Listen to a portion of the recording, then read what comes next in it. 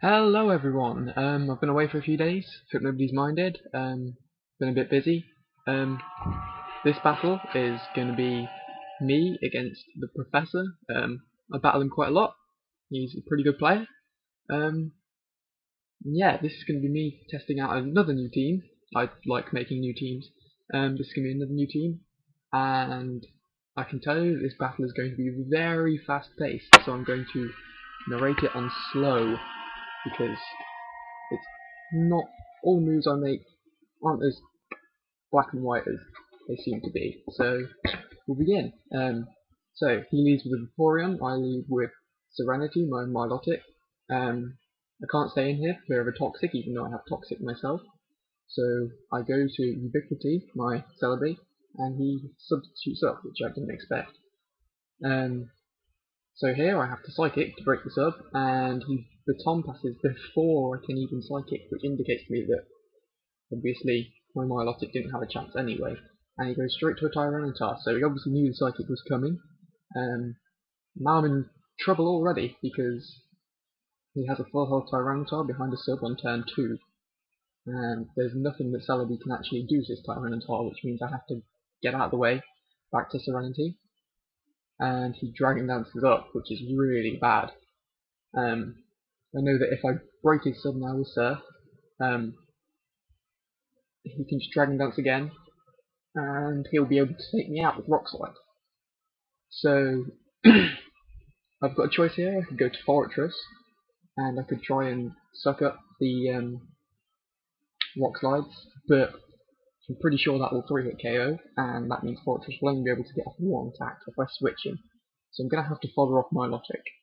So, yep, she takes a hefty 63%, and I hit him with Surf for 62%, but obviously he's going to get the better end of this exchange, and he'd be a fool to go for a Rock Slide now and it miss, so he's obviously going to go for Earthquake, and it does. So yeah, now I have to bring in the full health Fortress, once the replay catches up. So here comes full health Stalwart. I'm going to have to Hidden Power Bug here, because that's my only attack. I'm not catching be super effective, and it will deal a fair chunk of damage to him, but it won't KO. And yeah, so here he can either go to Rock Slide or he can switch. Made a bit of a blunder here. I should have really predicted him switching, and done something else. But hey ho, incoming Magneton, and I realise I'm buggered now. The Magneton will come in, and I'm trapped, and I can't do anything to it except for exploding on it, which I doubt I can do, because he'll just take me straight out with Hidden Power. So not a good exchange there. I'm already down 2 Pokemon to none of his, so I really have to bring out my A game. I have little to no defense left, and I'm just going to have to, on my team, I'm just going to have to go and hit him as hard as I can with any move I can. Here I predict his switch out from Magneton, so I go for the Sludge Bomb, hoping to catch something, and it turns out he has a Weezing, which Nidoking can't really do anything to, despite his expansive move pool. So I get out of the way and I go to Doom, knowing that the fire attack is coming, whether it's Flamethrower or Will-O-Wisp, and it turns out to be Will-O-Wisp. So this is pretty good. I'm in a good situation now. I'm pretty sure if he doesn't have a Blissey, I can pretty much take this Weezing down and anything else in his team. So I predict the switch out, go for Pursuit, and he switches out, and he goes to Vaporeon. So here I'm just out. I know that he doesn't have a Blissey, otherwise he would have switched it in there. And I'm just out to hit with everything on his team for as hard as I possibly can. So I choose Hidden Power, I get a crit, which leaves me on 15%. Surf leaves me on 10%, and I'm hanging on by the skin of my teeth, but I know that I don't really have much choice here. He switches out, goes to Regice, and I just go for Hidden Power again. I really wasn't fussed at this point, I was just hitting stuff, but he shows me a Regice now. So here I do the only thing that I could possibly think of doing, which is just hitting him with Fire Blast on the way out, because now I'm pretty sure I'm lined up for a sweep here. He Ice Beams me, and Houndoom goes down, and now I reckon it's down to Gengar, who I bring in. This Gengar has 4 attacks, so it's quite good at sweeping teams without Blissey, and the fact that he doesn't have a Blissey and I've weakened his Regice means that I can just totally expose his team. I use Fire Punch, bearing in mind that I'm a max special attack modest Gengar. I'm surprised by the fact that it only does 27%. But still, I'm lined up for a KO on the next turn. I'm not scared of any Swampert that he might have, because this one has Thin-Power Grass, which is a KO most of the time, from 100%. He switches to Tyranitar, Fire Punch leaves it on 1%, but I'm not fussed. I have Thunderbolt as well, I have Ice Beam, and I have Ice Punch even, and I have Thin-Power Grass. So Tyranitar goes down, and really it's just now hitting stuff for as hard as I possibly can. So he brings in the Magneton, and obviously I'm going to have to go for Fire Punch here.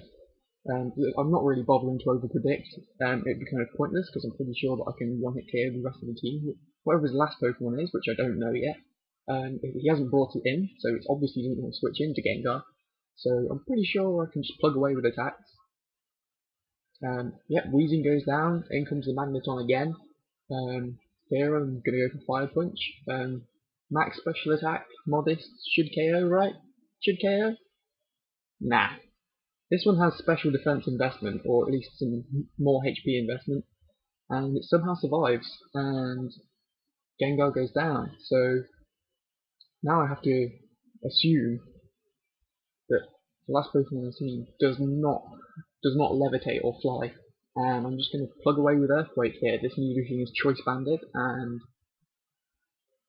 yeah, if his last Pokemon flies, then I'm a bit boned. All I have left is this Nidoking and Celebi, so he shows a Marowak.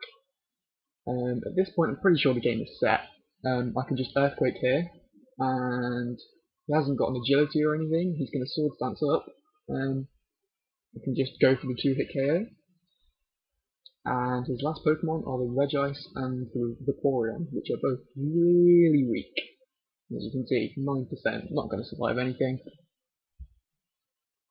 And Nidoking's just going to finish his game off with Earthquakes. So, that was pretty fast paced. I'd definitely say so. And there was quite a lot of interesting decisions made there. Really, it was just highlighting this new team. The object of this team is to basically whittle down Blissey with Nidoking, Blissey can't really touch outside of Seismic Tosses and Ice Beams. But even then, I'm sure she wouldn't want to take Banded Earthquakes. And yeah, the object of this team is just whittle down Blissey's and go for a sweep with Gengar. Celebi is Calm Mind, just in case I need to. So yeah, that was the game. I hope you enjoyed it, and I'll be bringing you another game sometime in the recent future. Hopefully not as far away as this one was. So, see you guys.